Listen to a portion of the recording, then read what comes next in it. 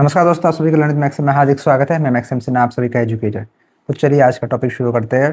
And बहुत दिनों से मैंने इसके लिए प्लान किया था कि आप लोग के लिए लेके आऊँगा, लेकिन कुछ विशेष कारणों की वजह से मैं लेके नहीं आ पाया। लेकिन आज मैं I am just passionate about this topic, okay. And I am very much keen to help my juniors and other aspirants who want to clear the UGC NET exam for the paper defense and strategic studies on the very first attempt. Okay, so let's start. So जैसे कि आप सभी को पता है कि मेरा background क्या है, मैं पहले भी अपने स्लाइड्स में आप लोगों को बोल चुका हूँ, ठीक है। So I have done masters in history, thereafter I have qualified UGC NET exam for the paper defense and strategic studies. I do not have any background, मतलब मेरा बैकग्राउंड जो वो इतिहास में है, ठीक है। और मैंने नेट जो निकाला वो डिफेंस एंड स्ट्रेटेजिक स्टडीज़ में, ठीक है। जैसे आप लोग यहाँ से देख सकते हैं, defence and strategic studies, okay. उसके बाद मैंने कई जगह पे काम किया, that is separate thing, okay, that's not in the scope of this topic.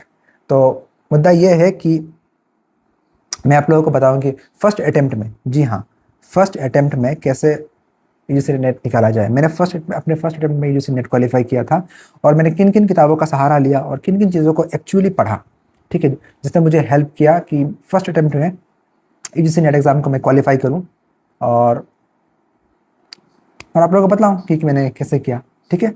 Okay, so let's see the slides one by one. Okay, sorry, it is of, हाँ, या हियर इट इज। एक्चुअली यहाँ पे 8 चीज़ें हैं जो आप लोगों को मेनली हेल्प करेंगे, और ये अगर आप अगर इन 8 चीज़ों को अगर अच्छी तरह से पढ़े, अच्छी तरह से फॉलो करें, if you follow each and every points religiously, inch by inch, then I assure you कि आप लोग भी मेरे तरह UGC NET exam first attempt में निकाल पाएंगे, ओके, ठीक है। तो पहला देखते हैं। फर्स्ट मैंने जो यहाँ पे लिखा है, एक्चुअली पहले मैं 8 पॉइंट्स को मैं पहले बोल लेता हूँ। These are global events since 1648, then important treaties, then current affairs related to defense, then special focus on defense budget, then US-Soviet events, then defense equipments, and then comes the most important, that is the practice PYQs and mock papers, and 8th is short forms, ठीक है। अच्छा, एक एक point को हम लोग बारीकी से डिस्कस करते हैं, ठीक है। ऑल राइट, सो ग्लोबल इवेंट्स सिंस 1648। अगर आप अच्छी तरह से देखें ग्लोबल इवेंट्स, ठीक है, ग्लोबल इवेंट 1648 में, 1648 को क्यों लिया, क्योंकि 1648 में क्या हुआ था, ट्रीटी ऑफ वेस्टफालिया, ठीक है। तो ट्रीटी ऑफ वेस्टफालिया के बाद से लेके अभी तक टिल टुडे मैंने अभी तक अगर लेटेस्ट अगर आप कोई ग्लोबल इवेंट देखें तो कौन सा है, ईरान, यूएस और इसराइल का जो कॉन्फ्लिक्ट था, एक्चुअली वेस्ट एशियन क्राइसिस हम कह सकते हैं इसे, ठीक है। So this is the most important thing which has happened in recent time, ठीक है। तो एक मिनट में, ठीक है सर, रहने देते हैं। तो ये है आप सभी का 1648 से लेकर अभी तक जितने भी इवेंट्स हुए। बाय द वे, मैं एक लेक्चर सीरीज में मैं ला रहा हूँ, चल रहा है ऑलरेडी। मैंने अभी तक 3 वीडियोस अपलोड किए हैं, और भी आएंगे लगभग, और भी 5-6 वीडियोस में उस पर अपलोड करूँगा, ठीक है, ऑन वेरियस इवेंट्स, ठीक है, सिंस 1648। अभी 50s का चल रहा है, 60s आएगा, 70s आएगा, 80s आएगा, 90s आएगा, देन 21st सेंचुरी का भी आएगा, ठीक है। तो हर एक इवेंट को आपको बारीकी से देखना है। ऐसे में क्या होगा कि ऐसे में आपका एक प्रॉपर पर्सपेक्टिव जनरेट होगा, और आपको पता चलेगा। सबसे इंपॉर्टेंट चीज़ क्रोनोलॉजी को समझना चाहिए, ठीक है, क्रोनोलॉजी मैटर्स। तो क्रोनोलॉजी के लिए चीज़ों को समझना पड़ेगा अपन लोगों को कि कब कौन सा इवेंट कहाँ पे क्यों हुआ था, और दोनों में आपस में क्या एक कनेक्शन है, that should be understood, okay. So chronological study of global events since treaty of Westphalia, that is 1648, ठीक है। उसके बाद आते हैं इंपॉर्टेंट ट्रीटीज कौन से हुए हैं, ठीक है। इंपॉर्टेंट ट्रीटीज में जैसे कि देख सकते हैं आप, ट्रीटी ऑफ अमृतसर, ठीक है, ये भी एक इंपॉर्टेंट है। आप ऐसा नहीं कर सकते कि ये हमारे ट्रीटीज में नहीं आते। हम सिर्फ, हमारा एक गुलामी एक मानसिकता बन चुका है, सच पूछो तो वो है कि Eurocentric approach.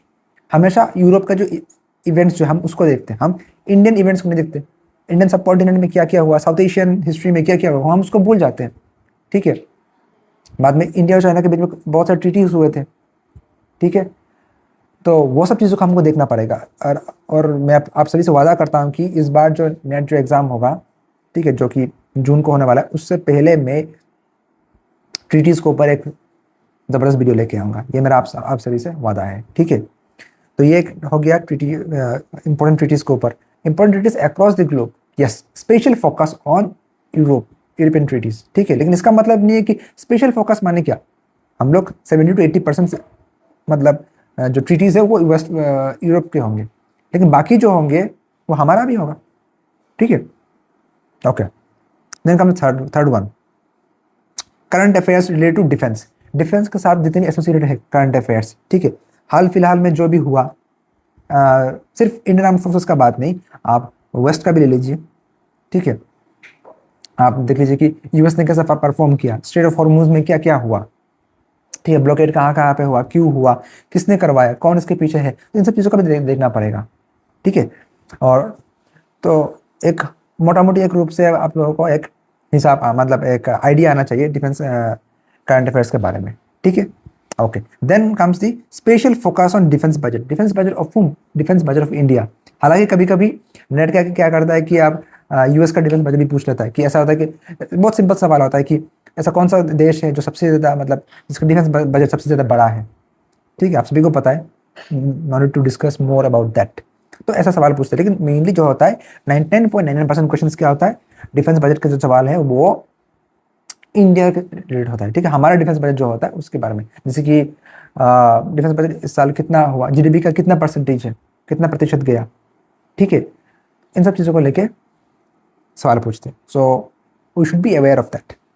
Then comes the most important, this is the US Soviet events. जी हाँ, कोल्ड वॉर के दौरान जितने भी इवेंट्स होते, स्टार्ट सॉल्ट, जितने भी ट्रीटीज होते, आईसीबीएम्स को लेकर जितने भी यूएस और सोवियत के बीच में ट्रीटीज हुए थे, उन सबको पहले क्रोनोलॉजिकली स्टडी करना पड़ेगा, बिकॉज नेट अक्सर हर साल, नॉट सॉरी हर साल नहीं, हर बार, ठीक है, साल में 2 बार होता है, और दोनों ही बार ये सवाल जरूर पूछते हैं कि ये जो आप सब जो ट्रीटीज जो हुए थे, ट्रीटी नहीं सॉरी, हाँ ट्रीटीज भी ले सकते हैं, और इवेंट्स जो है, न्यूक्लियर इवेंट्स जो है, वो कौन सा पहले कहाँ पे हुआ था, ठीक है, कौन सा पहले हुआ, कौन सा बाद में हुआ, ठीक है, इन सब के बारे में पूछते हैं। और तो और एक और चीज़ मैं यहाँ पे ऐड करना भूल गया इसके साथ साथ, ये है कि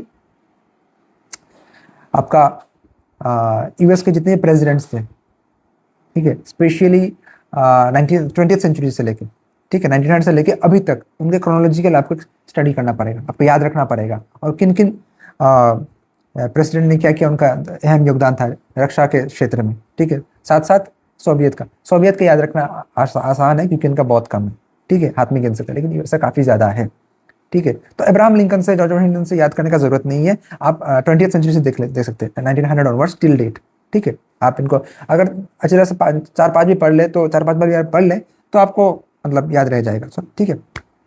देन कम्स डिफेंस इक्विपमेंट्स जैसे कि मिसाइल सिस्टम है, पैट्रियट मिसाइल, बाद में थार, बाद में S-400 जो अपग्रेड होकर S-500 बनने वाला है, ठीक है। तो इन सब के बारे में आपको एक ठोस जानकारी होना चाहिए, ठीक है। और ये पूछ सकते हैं कि कौन सा मतलब इक्विपमेंट कहाँ से हम लोगों ने इंपोर्ट किया है, कहाँ से लिया है, और हाल फिलहाल में हम लोग कुछ एक्सपोर्ट भी कर रहे हैं, तो कहाँ पे एक्सपोर्ट कर रहे हैं। तो यहाँ पे एक और इंपॉर्टेंट चीज़ आता है, वो है सिप्री, ठीक है, एक think tank organisation Stockholm based. तो यहाँ पे क्या होता है, ये लोग इंडेक्स निकालते हैं कि कौन सा कंट्री का एक्सपोर्ट कितने ज़्यादा हुआ, कितना कम हुआ, एंड सबसे ज़्यादा मतलब all that I want to say is that top 5 में कौन है, top 5 exporters, top 5 defence importers, ठीक है। इन सब के बारे में क्या कहते हैं, आपका इंडेक्स निकालते हैं, ठीक है, रैंकिंग होता है, तो वो सब आपको पता होना चाहिए, ठीक है। देन कम्स, एक मिनट मैं बता देता हूँ, yes it is all right. Then comes practice PYQs and mock papers, ठीक है। PYQs कहाँ से, कब से शुरू करें, अकॉर्डिंग टू मी आप 2020 से शुरू कीजिए, 2020 से लेके आप 2020 अभी 26 चल रहा है, 26 तक देख लीजिए आप, ठीक है। तो 20, 21, 22, 23, 24, देन 25, 5 साल हो गए, साल में 2 बार होता है, तो कितना हुआ आपका 10 क्वेश्चन हो गए, ठीक है। और हर बार सवाल कितने पूछते हैं, 10 into 100, तो आपका 1000 सवाल का प्रैक्टिस हो जाएगा, यहाँ पे एक नेट प्रैक्टिस हो जाएगा, ठीक है। और मॉक पेपर्स, देखिए इंटरनेट में मॉक पेपर्स मिलना बहुत मुश्किल है, बहुत कम टीचर्स ऐसे हैं जो डेडिकेटेडली मॉक पेपर्स बढ़ाते हैं, ठीक है।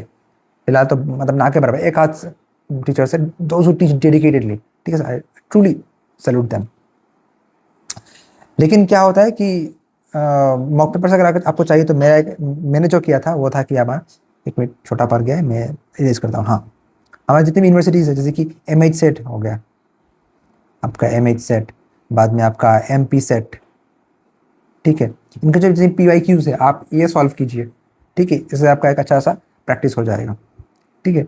और कुछ कुछ यूनिवर्सिटीज़ है जो अपना एंट्रेंस एग्जाम खुद कंडक्ट करते हैं, ठीक है, आप गूगल में देख लीजिएगा, उनका जो एंट्रेंस एग्जाम जो है उसको आप एक PYQ के नज़रिए से ना देख के आप उसको एक मॉक टेस्ट के नज़रिए से देख सकते हैं, ठीक है। That will be very beneficial for all of you, ठीक है। And last but not the least, ये बहुत ही कड़क चीज़ है, शॉर्ट फॉर्म से बहुत सवाल आता है। मुझे लगता है इस साल लेमोआ के ऊपर भी एक सवाल आ सकता है, ठीक है। तो ऐसे बहुत सारे शॉर्ट फॉर्म्स हैं जो कि इस पे short forms actually associated with आपके स्पेस सिक्योरिटी से होता है, साइबर सिक्योरिटी से होता है, इन सब का शॉर्ट फॉर्म्स पूछते हैं कि इसका मतलब एग्जैक्ट फुल फॉर्म क्या है, ठीक है। तो मूल रूप से यही सब है। तो ऑल इन ऑल अगर आपका देखा जाए तो यही 8 चीज़ें हैं जिनको आपको मतलब आत्मसात करना पड़ेगा, ठीक है, अगर आपको फर्स्ट रन में निकालना है, ठीक है। और इतना भी मुश्किल नहीं है अगर आप डेडिकेटली और पढ़े तो, ठीक है। और रही बात किताबों की, जैसे कि मैंने आप सभी को पहले बोला है कि मैं इतिहास का छात्र था, ठीक है, छात्र था नहीं, छात्र अभी भी हूँ इतिहास का।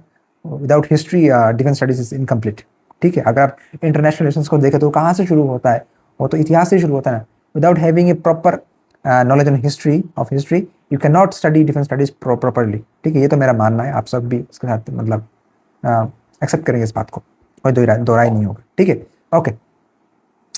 तो आप इन सब 8 चीज़ों को देखिए, पढ़िए अच्छी तरह से, और मैं आप सभी से वादा करता हूँ अगर आप इन सभी 8 पॉइंट्स को जिससे मैंने बोला है अगर वैसे आप करेंगे तो आप मुझसे बेहतर रिजल्ट करेंगे, ठीक है। इतना मैं आप सभी को कॉन्फिडेंस लेकर बोलता हूँ, ठीक है। तो अगर आप सभी के मन में कोई सवाल है, अगर आप तो कुछ चाहते हैं मुझसे यूट्यूब में कुछ मैं नया कंटेंट लेके आऊँ, तो आप लोग कमेंट सेक्शन में ज़रूर बतलाइएगा। आप लोग कमेंट बहुत कम करते हैं, इस चीज़ से मैं काफ़ी नाराज़ हूँ, ठीक है। तो आप लोग ज़रूर कमेंट कीजिएगा और आप लोग बताइए कि आप लोग क्या चाहिए और कैसा लगा कंटेंट। अच्छा लगा तो बोलिए अच्छा लगा, अगर अच्छा बुरा लगा, अगर अच्छा नहीं लगा तो भी बोलिए कि सर ऐसे ही नहीं लगा, आप थोड़ा ऐसे इंप्रूवमेंट कीजिए, मैं सुनने के तैयार हूँ, ठीक है। So this was all about today and that's all for today. Maxim Sinha signing off. Jai Hind.